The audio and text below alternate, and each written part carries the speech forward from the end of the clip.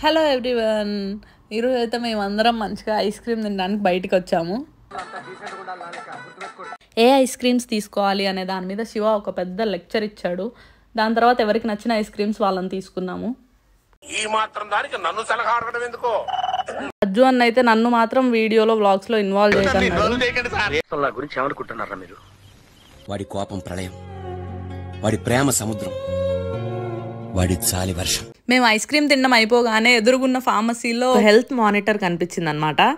అదేంటంటే అందులో మనం కాయిన్స్ వేసామనుకోండి, మన blood pressure, height, weight, cholesterol level, so ఈ కైండ్ ఆఫ్ అన్నీ చూపిస్తుంది అనమాట. సో సరదాగా మేము అందరం వెళ్ళి చెక్ చేసుకున్నాం. దీనికైతే పర్ పర్సన్ €2 పే చేయాలి.